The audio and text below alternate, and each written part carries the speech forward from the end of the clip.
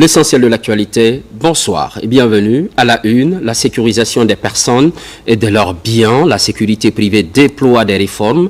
Les structures évoluant dans le domaine sont invitées au respect des normes en la matière. Sécuriser certes, mais surtout de réguler le secteur. Un grand défi, les réponses progressivement sont apportées à travers des remises à niveau. Abdul Karim Kamara. Sous le CNRD, à date, le sous-secteur de la sécurité privée connaît des réformes notables. Un travail de régulation depuis un an qui s'est beaucoup appuyé sur la formation. Des sessions par lesquelles tous les acteurs ont compris l'importance de la coproductivité de la sécurité privée auprès de celle publique. Aujourd'hui, moi je pense que ça peut faciliter les choses avec les dirigeants, avec l'État, pour permettre la normalisation vraiment des sociétés privées mises en place. En plus aussi que les agents sur le terrain aussi soient rétablis vraiment dans leurs droits. Ça nous permet de pouvoir maintenir une certaine qualité de service, mais aussi surtout de mettre l'économie au service des humains. Donc nous avons des agents de sécurité que nous entretenons, qui sont avec nous. Il faut qu'on les garantisse aussi une certaine qualité de vie. Dans ce combat, l'ORASPC est aujourd'hui doté de plusieurs outils garantis par des décrets, lois et arrêtés. Des éléments dont la vulgarisation est couplée à plusieurs modules de formation.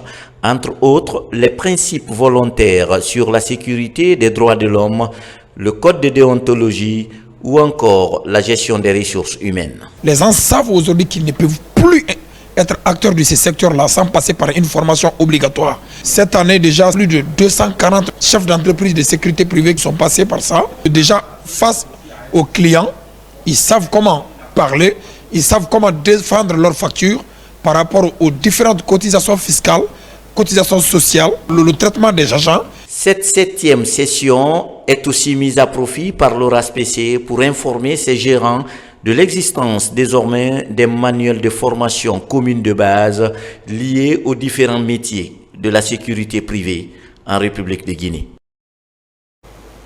Au chapitre éducation, les autorités militent pour l'excellence et une noble ambition qui passe aussi par la Semaine nationale du mérite scolaire. Cette année, les élèves de FRIA se sont démarqués lors du concours Miss Mathématiques. La Cité de la Lumine a produit plusieurs lauréats.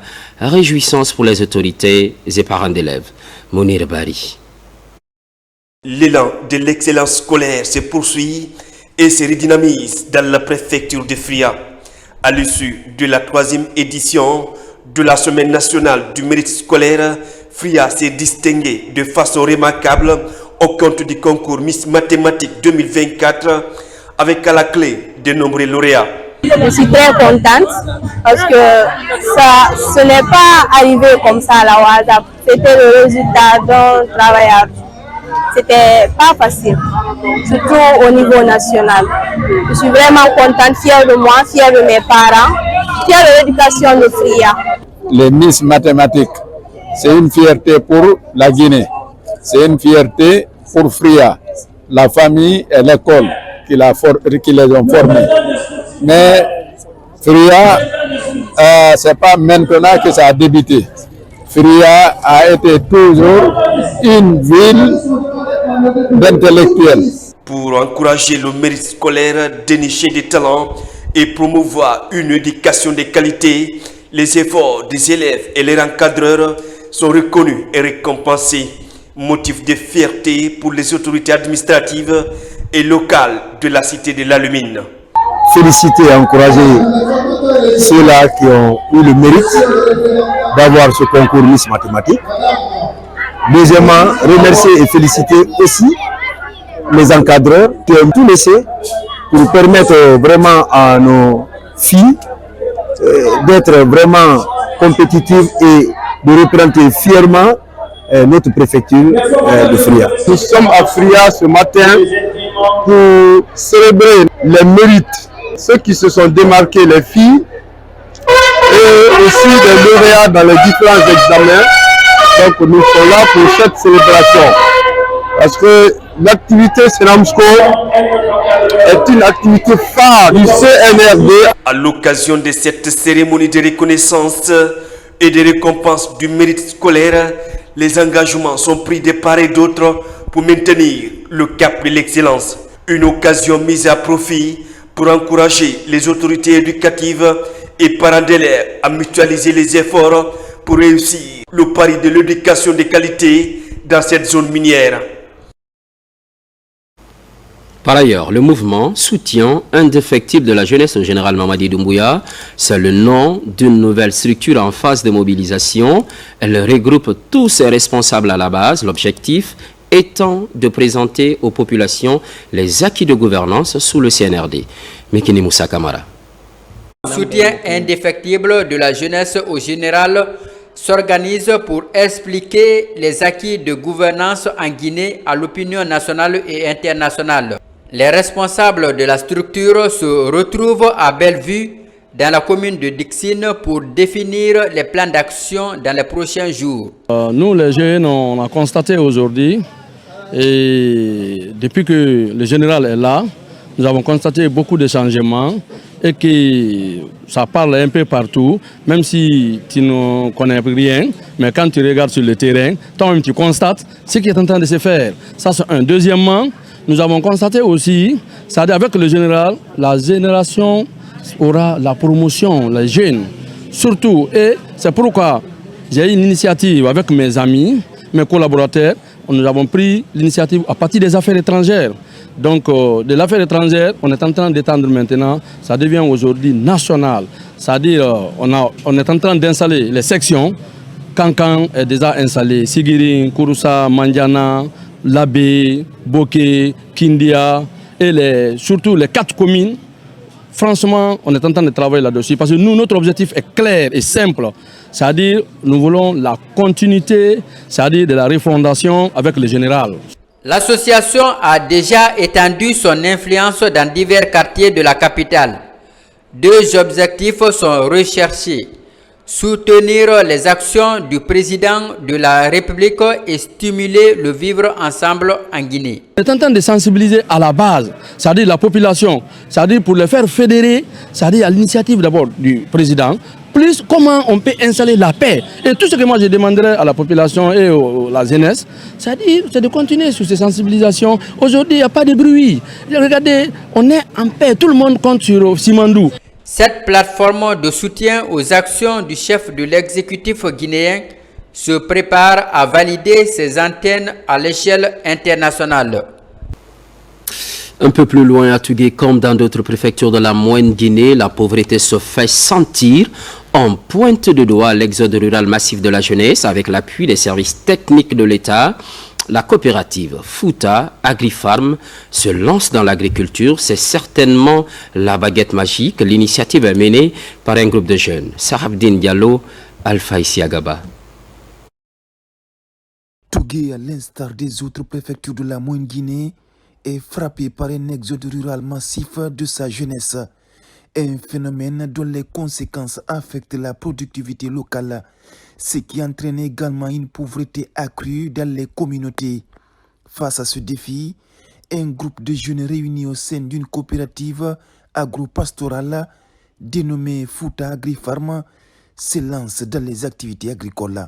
On a collaboré avec les communautés pour mettre en valeur ces grands périmètres qui étaient là depuis des années, non mis en valeur. Et la coopérative, sur fonds propres, a fait des investissements et a sollicité les services techniques pour avoir les matériels nécessaires pour faire le labour et faire les hersages. Et on a cherché les semences auprès de l'État, mais le complément, nous-mêmes, les membres, on a pu l'acheter. Au début, on les a appuyés en termes de semences, notamment le riz. Et ensuite, on a mis à leur disposition les conseils agricoles. Et moi, en tant que directeur, j'ai assuré le suivi périodique sur le terrain. Avec l'appui technique et culturel des services de l'État, la coopérative a expérimenté la riziculture sur cette plaine de près de 200 hectares. C'est un sentiment de fierté. Avec toute cette superficie, on ne peut pas faire ça à la main. Donc c'est ce qui fait que l'État est en train de mettre beaucoup de moyens par rapport à ça, pour ne pas que les producteurs subissent des pertes post-récolte. Vous avez vu des hectares, quelque chose de 100 et quelques hectares ici. On peut tout faire ici sans bouger pour éviter ce qu'on appelle l'exode rural. Chaque fois, on entend parler de jeunes qui sont péris dans la Méditerranée et tout ce qui s'ensuit. Mais par là, vu tout ce qu'on a ici, je les invite de rester sur place. L'idée de Fouta Agri-Pharma est de créer l'emploi local pour empêcher l'exode rural dans les collectivités et lutter contre l'insécurité alimentaire. Entre autres, contribuer à améliorer les conditions de vie des Guinéens par la création des activités génératrices de revenus dans le pays. Et pour terminer, cette opération coup de balai, ça se passe à Bessia, récemment érigée en commune urbaine, une mobilisation des jeunes pour assurer la salubrité. Alassane Tambaya Conté. Dans la commune urbaine de Bessia, les jeunes se donnent la main. Résultat, plusieurs quartiers de la circonscription sont assainis. À l'origine de cette action citoyenne, les associations des jeunes de Bessia pour le développement AJGPD. Notre association, vraiment, chaque dimanche, nous sortons pour aider, pour faire l'assainissement de notre quartier ici, Bessia Cité 1. Donc, ceux qui vont nous aider de faire la propreté de ça, il faut qu'ils arrêtent de mettre les ordures dans les caniveaux. Vraiment, à Bessia, c'est l'unité, la sécurité est maintenue. Parce que la jeunesse vraiment accompagne le quartier Bessia. C'est pourquoi je ne manquerai pas d'abord à féliciter la jeunesse de Bessia. Ce que moi j'ai à dire à tout le peuple de la Guinée, nous allons se mobiliser en tant que jeunes pour se lever, donner la main et soutenir le général Mamadi Doumbouya pour qu'il puisse avoir la paix et la cohésion sociale. La campagne est une grandeur nature. Elle vient ainsi mutualiser les efforts des jeunes à rendre leur environnement propre afin d'éviter les maladies contagieuses. L'invite est déjà faite à toutes les autres entités. La jeunesse de Bessia Cité 1 accompagne le général Mamadi Doumbouya pour la bonne cause, car c'est Doumbouya qui est notre solution. Parce que depuis l'arrivée du général, beaucoup de choses ont changé. Et l'assainissement dont on parle là fait partie de ces priorités. Nous envisageons pour le développement de nos différents quartiers à travers les différents assainissements de nos différents quartiers. Nous demandons au gouvernement de nous aider à avoir des matériels adéquats. Je sais que nous aussi nous pouvons faire notre contribution pour aider ce gouvernement-là. Cette campagne d'assainissement des jeunes de Bessia s'inscrit dans la vision des autorités qui vise à rendre les rues propres. Merci aux équipes techniques ainsi qu'à la rédaction pour la préparation de ce journal. Merci également d'être au rendez-vous de la Guinée, notre paradis, terre de richesse et d'innovation. Constante fidélité à toutes et à tous. Les programmes se poursuivent, l'actualité évolue.